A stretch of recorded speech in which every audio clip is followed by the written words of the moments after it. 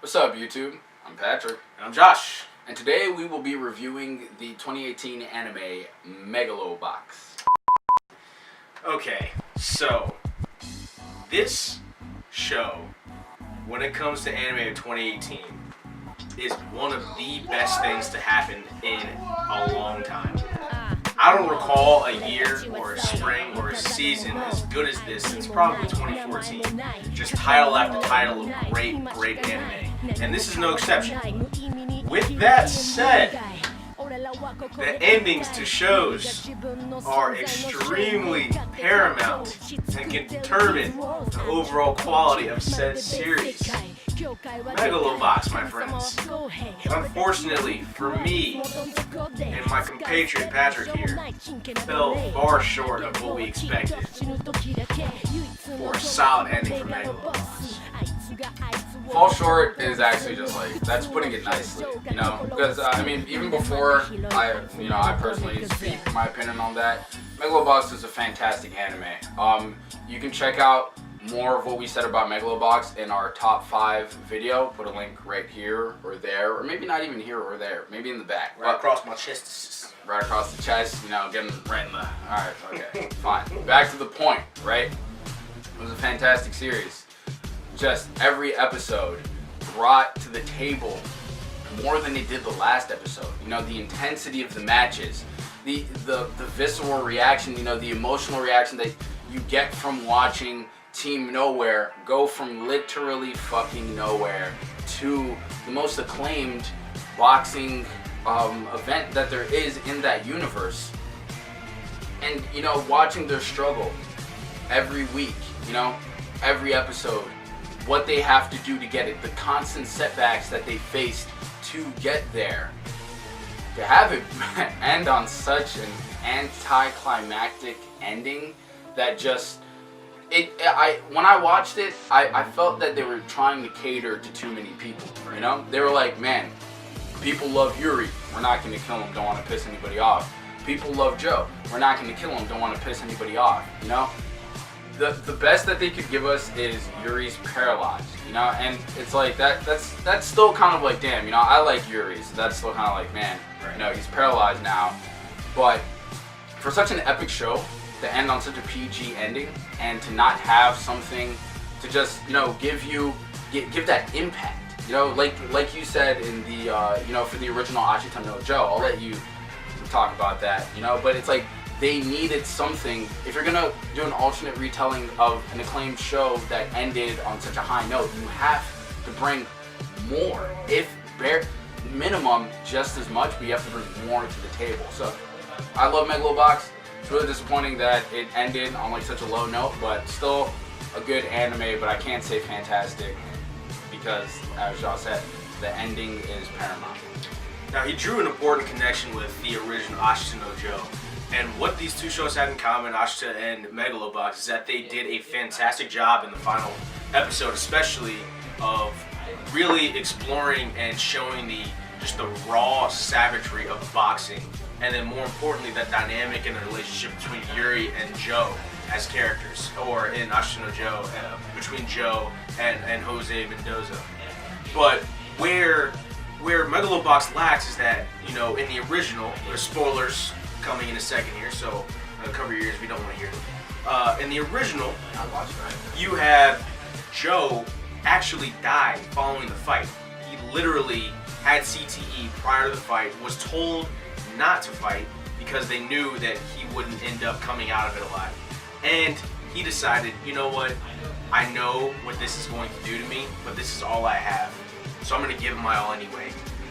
The Megalobox fight had that in spades.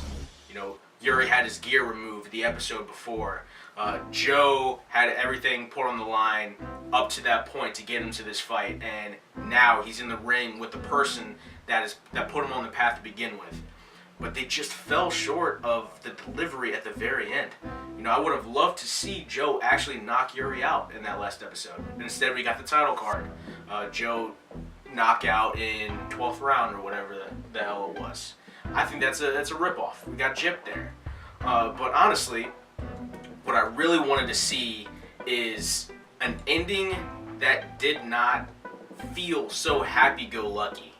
You know, everyone was so smiley and excited for the 1 year after the boxing match, and it just seemed like there should have been more loss. There should have been a little bit more pain because, you know, in every episode it mentions in the top left corner, the little middle box, like not dead yet, or, you know, whatever the name of the episode is, has something to do with dying, but it hasn't happened yet until the last episode, which implies maybe someone's gonna die. So we had our anticipations, like, you know, this is gonna be a savage fight, like this is gonna draw everything out of both fighters, and one of them's not gonna walk out of it. But the fact, well, I guess one of them didn't walk out of it. But the fact that neither did kind of took away from the emotional impact this show should have had at the very end. And all of the characters kind of fell short at the very end there because of how it changed tones from being so, you know, real and savage and all about just the next thing, putting your one foot right in front of the other. There's no future. There's only the fight right then and there. That I just kind of took away from the overall ending for me. Yeah, no, I mean, seriously. Because, like, they gave us a photo finish or whatever, you know, and boxing. Freeze frame. Yeah, freeze frame when the two fighters punch each other. And that's cool. They did that in the original series, too. So that's cool. You know, that's, I guess, factual if you want to consider it taking from the original. But then after that, they're just like, oh, well, fuck you, he won. You know, and it's just like, what I really wanted as well was for my My Hero Academia fans out there, you know, when Deku defeated Muscular and he's just out there like screaming his fucking soul out that he just won that fight. And that's what Joe should have done, because he lived as a con artist to make a living. Right. Then Found a reason to live and did everything in his power to get there, to only not be given his moment. Right. Like, in the past episodes, they gave him better moments of victory than they did in this, you know? When he's on stage and the music's playing, he's got his, like, fist up, like, holy shit, I'm punch drunk, but, like, I won that shit. And it's like, come on, man. Like, I actually wanted to say also, it literally felt like they rushed the ending. Like, I still need to go back and watch it again, but watching the last couple of minutes, you know, when the kids got their Megalobox gear, it felt like the dialogue was literally sped up. Right. To just like kind of like, okay guys, we're over, we're wrapping this up, okay, bye. Like, fuck, man. Yeah. All in all, don't get us wrong here. This show was fantastic, but it's for that reason they're being so critical of the ending. Because everything up to this point has just been amazing, and we've loved every second of it.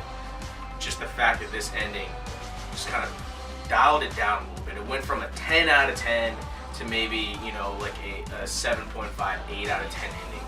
And that kind of a drop, while it wouldn't make that big of a difference for an average anime, is really noticeable with something this quality. Yeah, because every episode has just been so good, and then they fucked up, but yeah.